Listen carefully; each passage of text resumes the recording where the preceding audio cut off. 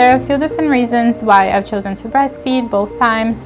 One of the reasons being that it provides the nutrition that they need at their specific stage of development, while also providing some protections against germs that they're exposed to in their environment.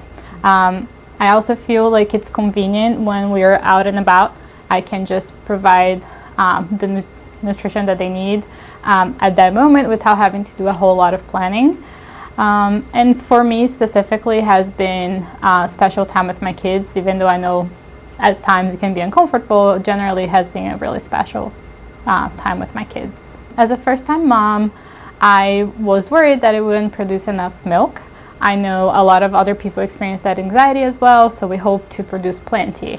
But producing more than enough also has its challenges. So I had fast flow of milk with both my children, which led to them choking and unlatching at times, which then led to reflux, gas, and more frequent wakings because they would be uncomfortable.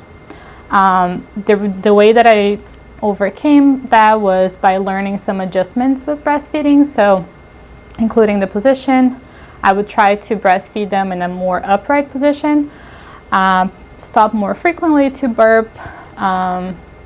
I would also choose to breastfeed on one side for each breastfeeding window instead of both sides, so that they wouldn't experience a fast flow of milk on both sides.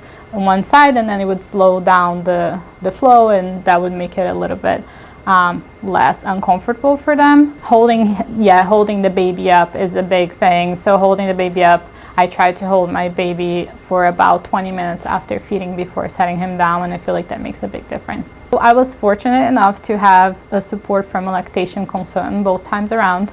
Breastfeeding was really important to me, so I sought help. And learning these tricks were like a big thing for helping me continue in this journey, and also just helped me feel reassured.